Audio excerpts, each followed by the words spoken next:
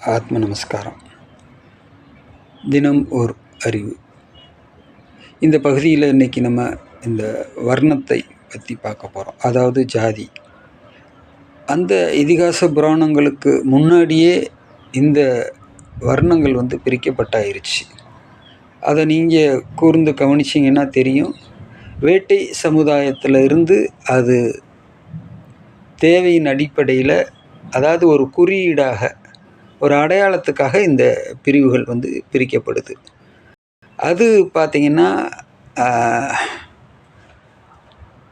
மரங்கள்ல இருந்து இது தேக்கு மரம், இது முருங்கை மரம், இது வலுவான மரம், இது வலுவற்ற மரம் அப்படின்ற அந்த குறியீடுகளை நம்ம கணக்கிலிடுறதுக்காக, தேவைக்காக, அவசியத்துக்காக கல்லுலையும் அந்த வர்ணங்கள் பிரிக்கப்பட்டு, இது கருங்கல், இது செங்கல் அப்படின்னு கற்கள்லையே அந்த வர்ணங்கள் சிலை வடிப்பதற்காக சிற்பிகள் கல்லுலையே அந்த வர்ணங்கள் அங்கேயே பிரிக்கப்படுது.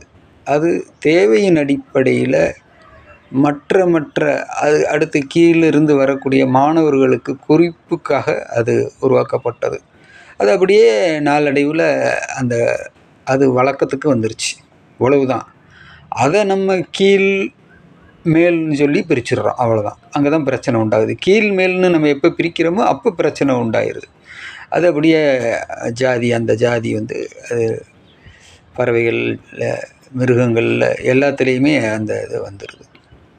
இன்னொரு குறிப்பு என்ன சொல்லுதுன்னா, நம்ம கேடிகே தங்கமணி, அவர் இந்திரா காந்தி கூட படித்தவர். அவர் எடுத்த ஒரு கிளாஸில் நான் 18 வயசில் அட்டன் பண்ணியிருந்தேன்.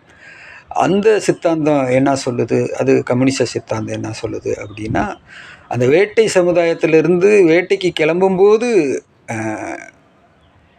ஒவ்வொரு ஆளுக்கும் ஒவ்வொரு வேலைகளை பிரிக்கும்போது அந்த பார்ப்பனை கூப்பிடுங்க அப்படின்வாங்க. பார்ப்பான் அப்படின்னா அவருக்கு தான் பார்க்க தெரியும். அந்த உயரமான இடத்துல ஏறி நின்று இந்த பக்கம் புயல் வர்றதுக்கான வாய்ப்பு இருக்குது, அதனால் மேற்க போகாதீங்க, கிழக்க போங்க, இந்த பக்கம் கொஞ்சம் ஆபத்து சூழ்ந்து நிற்கிது, இப்படியெல்லாம் அவர் கணக்கிட்டு சொல்லக்கூடிய ஒரு பார்ப்பான். அப்போ அவர் அதை பார்த்துட்டு சொல்லுவார்.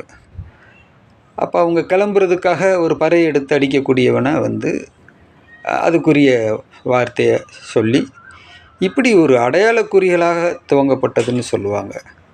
இதை நம்ம தெளிவாக தெரிஞ்சுக்கிட்டு எல்லா உயிர்களையும் சமமாக பாவிக்கக்கூடிய பாவனைகள் நம்மளுக்குள்ளே வந்துருச்சுன்னா, அந்த ஒருமை வந்துருச்சுன்னா கருணை வந்துடும். கருணை வந்துட்டால் கடவுள் வந்துடுவான். ஆக இந்த ஒருமையை நம்ம பிடிக்கணும்.